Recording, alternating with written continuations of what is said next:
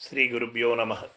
భగవద్గీత కర్మ సన్యాస యోగం 5వ అధ్యాయమునందు ఈవేళ మనం 18వ శ్లోకాన్ని పరిశీలన చేసుకుందాం. విద్యా వినయ సంపన్నే బ్రాహ్మణే గవిహస్తిని సునిచైవ స్వపాకే చ పండితాః సమదర్శినః పండితాః సమదర్శినః. భగవానుడు తెలియచేస్తున్నటువంటి సత్యం, విద్య కలిగినటువంటి వాడు, వినయము కలిగి ఉన్నవాడు ఎట్లా ఉండాలి? బ్రాహ్మణి యందును, గోవునందును, ఏనుగునందును, కుక్క యందును, కుక్క మాంసమును వండుకొని తిను చండాలుని యందును సమదృష్టి కలిగి ఉండవాలి. అటువంటి వారే నిజమైనటువంటి ఆత్మానుభూతి పొందినటువంటి వారు. వాళ్ళే నిజమైనటువంటి విద్య, ఆత్మ విద్యని కనుగొన్నటువంటి వారు అని మనకి ఇక్కడ తెలియబడుతూ ఉంది. జ్ఞాననిష్ఠులు సమస్తమును ఆత్మరూపముగానే సందర్శించుదురు. కావున అన్ని ప్రాణుల యందును వారు ఆత్మనే దర్శించుచు సమభావము కలిగి ప్రేమను దయను వర్షించుచుందురు. కానీ జ్ఞానుల యొక్క సర్వభూతముల యందలి సమదృష్టిని తెలుపుట కొరకై ఇచట కొన్ని జంతువులను తెచ్చిపెట్టాడు మన ముందు భగవానుడు.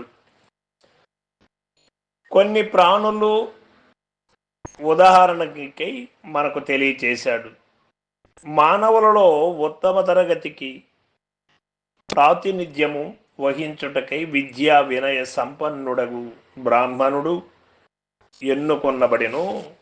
అట్లే నీచ శ్రేణి నుండి కుక్క మాంసము తిను చండాలుడు ఏరుకొనబడిను. వీరిరువరును మానవ సంగము యొక్క ఊర్ధ్వద పరాకాష్ఠలను సూచించుట వలన వీరిని నిరూపించుట ద్వారా సంగమంతయు నిరూపింపబడినట్లు మనం గ్రహించవచ్చు. అట్లే జంతువులందు గోవు ఉత్తమ తరగతిని పొందినటువంటిది, ఏనుగు మధ్యమ తరగతిని, కుక్క అధమ తరగతిని సూచించును. కావున మూడిటిని తెలుపుటచే స్త్రీయ జాతి యందు తెలిపినట్లయినది. వీరందరినీ సమముగా వీక్షించువాడే జ్ఞాని పండితుడు. సామాన్యముగా పండితుడనగా పాండిత్య ప్రకర్ష సాహిత్య కౌశల్యము కలవాడని జనులు తలంచుదురు. కానీ భగవానుడిచట సమదృష్టి గలవాడే పండితుడని వచించిరి. ఇట్టి సమదృష్టి గలవారు చదువు రానివారైనను మహాపండితులే అవుదురు. అది లేనివారు ఎంతటి మహాపాండిత్యము కలిగి ఉన్నను పరమార్థ దృష్టి యందు అజ్ఞానులే అగుదురు అని మనకు తెలియబడినది. జనులలో కొందరికి దేహ దృష్టి, కొందరికి మనోదృష్టి, కొందరికి ఆత్మదృష్టి ఉండును. దేహ దృష్టి గలవారు అధములు. ఒక ప్రాణిని చూచినప్పుడు ఆ ప్రాణి యొక్క దేహ సౌందర్యమును పరిమాణమును మాత్రము వారు చూచుచుందురు. మనోదృష్టి గలవారు మధ్యములు. వీరు ప్రాణి యొక్క మనోభావములను, విద్యను, కవిత్వమును చూచుచుందురు. ఇక ఆత్మదృష్టి గలవారు ఉత్తములు అని మనకు ఇక్కడ భగవానుడు తెలియచేస్తూ ఉన్నాడు. వీరు ఏ ప్రాణిని చూచినను లోని ఆత్మనే వీక్షించుచుందురు. దేహములు, మనస్సులు వేరు వేరుగా ఉన్నను పరిణామమునందుచున్నను సర్వజీవులకును ఆత్మ ఒకటియే. కావున అట్టి వారు సమస్త ప్రాణికోట్ల యందును సమభావము కలిగి ఉందురు. జనులలో పెక్కురు పైన తెలిపిన మధ్యమ అధమ తరగతులకు చెందిన వారే అయ్యున్నారు. ఉత్తమ తరగతికి చెందిన జ్ఞానులు చాలా అరుదు. అట్టి వారిని గూర్చి ఈ శ్లోకమున ఇప్పుడు ప్రస్తావించబడినది. ప్రేమాయను దైవ గుణమును మానవుల వరకే పరిమితము చేయక జంతుజాలము పైన కూడా దానిని విస్తరింపజేయవలెనని ఈ శ్లోకము తెలుపుచున్నది. ఇంతే కాదు, సమస్త చరాచర ప్రాణి కోట్ల పైనను విస్తరించుటయే ఆత్మ దర్శమానవుని యొక్క చిహ్నము. కనుకనే ఇచ్చట జంతుజాలములలోని కొన్ని పేర్లను చేర్చబడినవి. గోవుపై, ఏనుగుపై, కుక్కపై, క్రిమిపై, కీటకముపై ప్రేమ దయ కలుగవలెను. ఇది ఏ విశాల భావము, ఇది ఏ ఆత్మదృష్టి. ఇట్టి విశాల భావమునే గీత ప్రోత్సహించుతున్నది. కాబట్టి ముముక్షువగువాడు భగవానుడు తెలిపిన ఇట్టి విశాల ఆత్మదృష్టిని అలవర్చుకొనవలెను. ఏ ప్రాణినైనను చూచినప్పుడు వెంటనే లోని ఆత్మ గోచరింపవలెను. అప్పుడే సర్వప్రాణి కోట్ల ఎడల పరిపూర్ణమగు దయ ఉదయించును. సర్వ మానవ సౌభ్రాతృత్వము మంచిదే, కానీ అది చాలదు. ఇంకనూ ఒక మెట్టు పైకి పోయి సర్వాత్మ దృష్టిని అలవరుచుకొనవలెను. అనగా ఎల్ల ప్రాణులందును తన యొక్క ఆత్మని వీక్షించుటకు అభ్యసించవలెను. ఇటు విశ్వ ప్రేమయే ఈ శ్లోకమును తెలుపబడినది.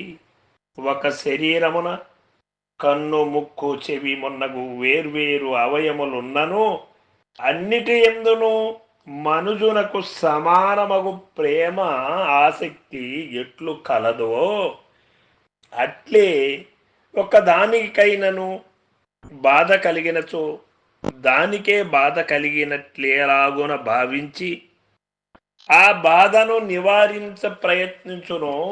అట్లే విశ్వమంతయు ఒకే ఆత్మ యొక్క శరీరమని భావించి సర్వజీవుల ఎడల సమభావము కలిగి ప్రవర్తించవలెననియు అట్టివాడే జ్ఞాని అనియు ఇచ్చట పేర్కొనబడినది.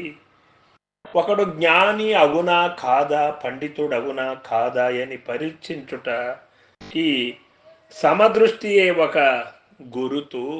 ఆత్మ సర్వవ్యాపి, ఆత్మ అనేది సర్వం వ్యాపించి ఉన్నది అను సిద్ధాంతమును చెప్పువారు సర్వభూతదయ సమత్వము కలిగి ఉండనిచో వారిది వాచా వేదాంతమే అగును. కాని